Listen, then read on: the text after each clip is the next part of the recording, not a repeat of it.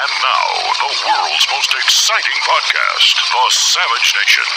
Home of borders, language, culture. And here he is, New York Times best-selling author and National Radio Hall of Fame inductee, Michael Savage. It is imperative that City Hall send a message that we have zero tolerance for blatant corruption. This is especially infuriating to me as someone who represents a district that has long suffered from filthy streets. Residents in my district have to step out and dodge feces, trash, and needles every single day. This is a terrible, unacceptable public health crisis, and no one should live in those conditions. But time and time again, when we asked Director Nuru to take action to add bathrooms and trash cans and pressure washing, the answer was no.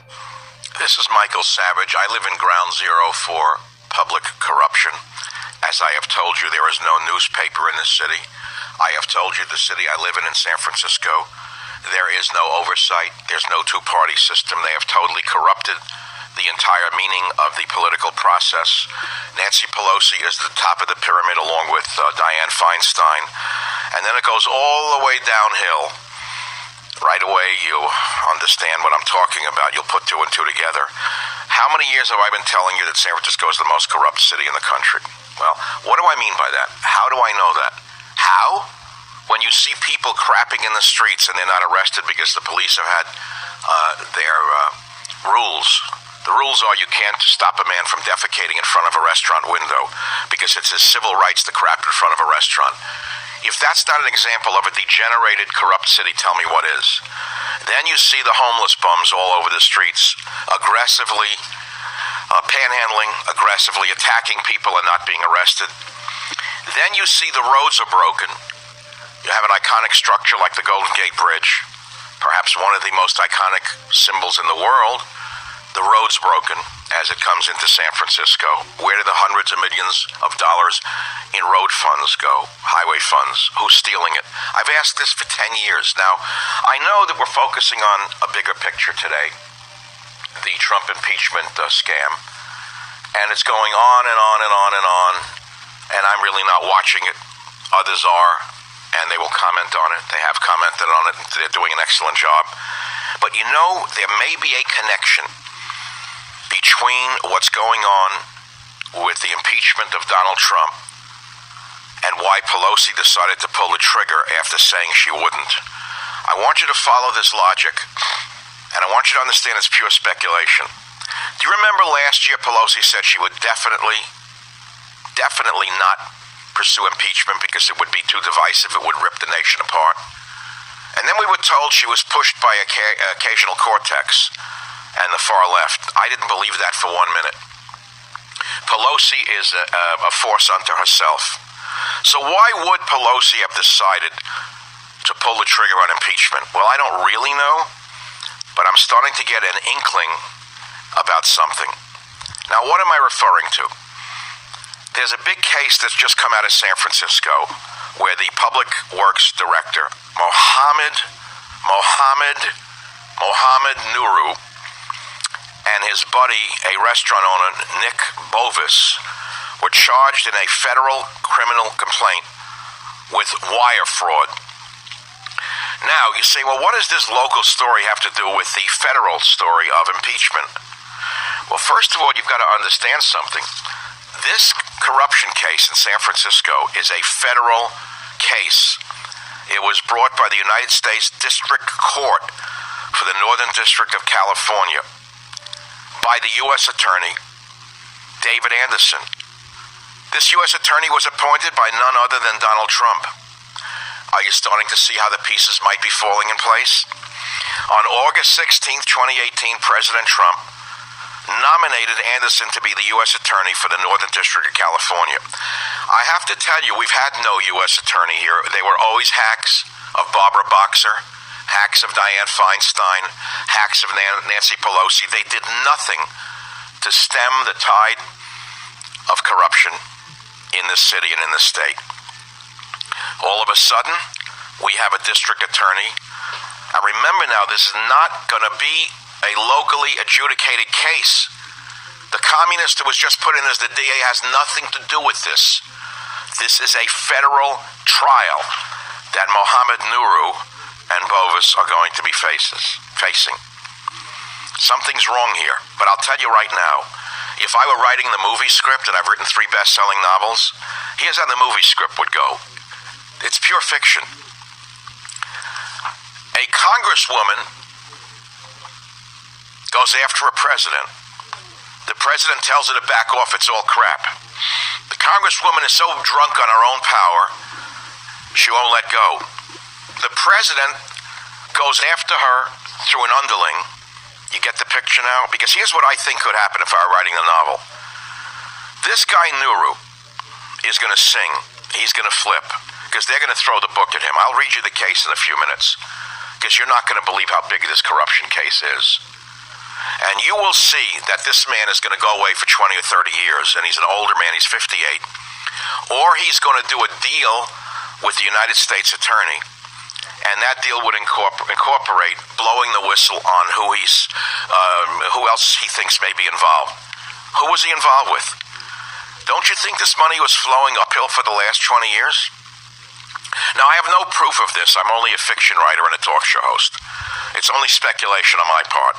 But this, remember, is a federal case, not a local one. And it has the potential to bring down the entire house of cards.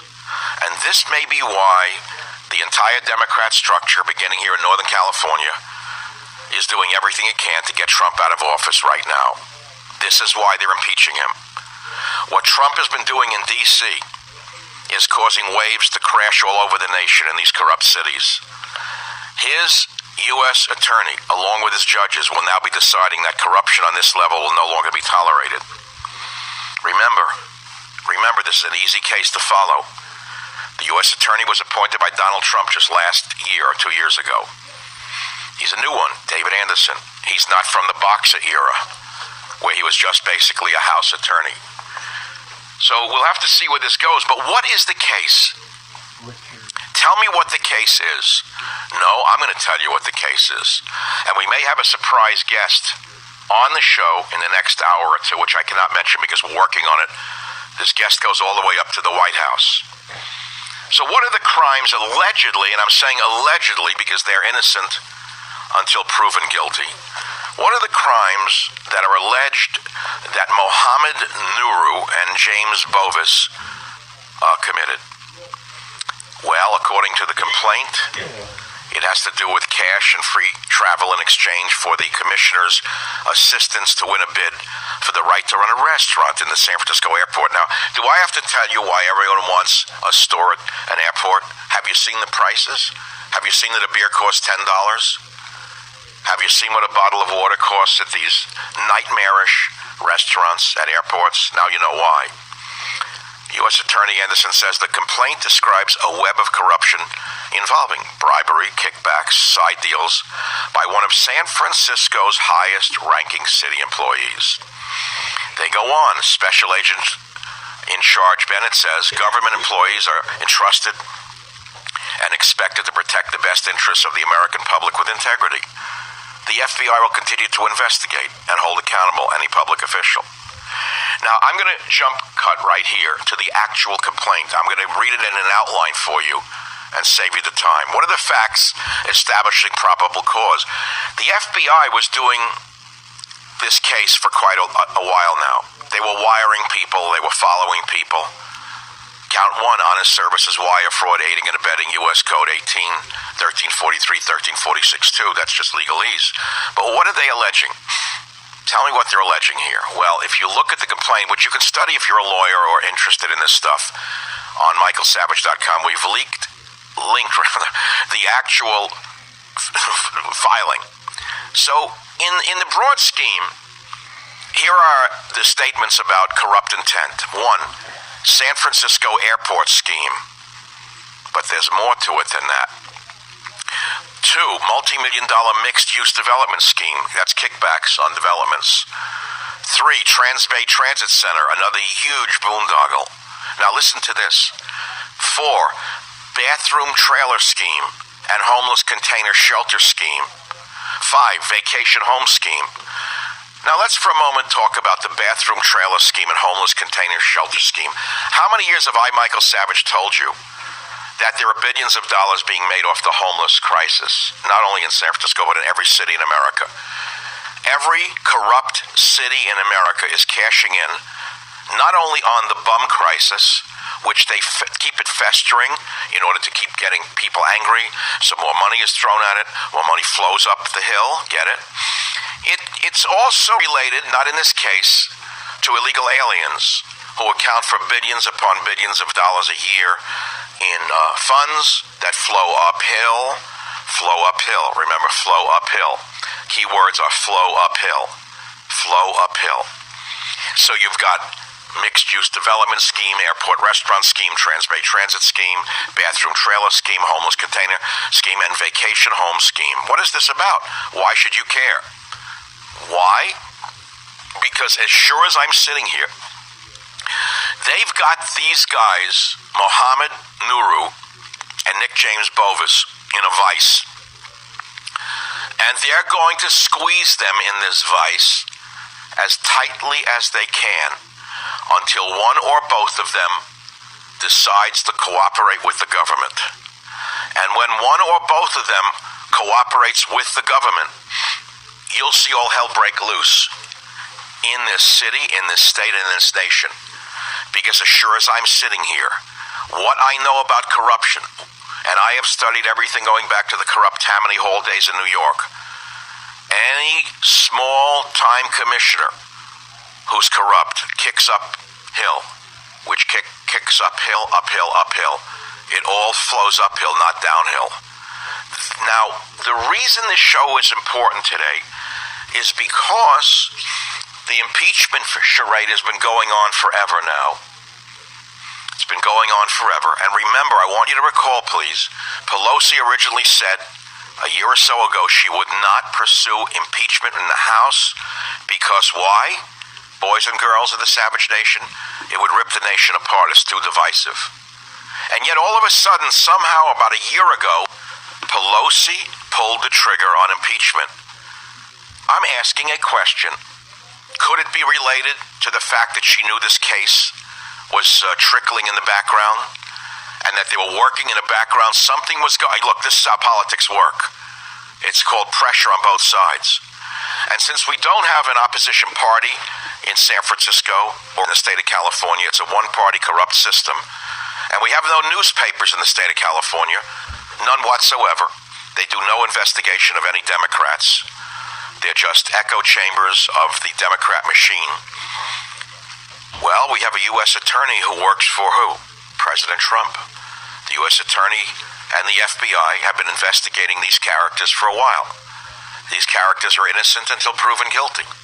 But if you read the affidavit in support of the criminal complaint, I don't care if you're a Democrat, you'll be as outraged as the San Francisco supervisors are pretending to be. Why are the SF supervisors, who are normally useless and do nothing, suddenly saying we're going to root out all corruption, we can't have any corruption? Why? I'll tell you when I come back on the Savage Nation.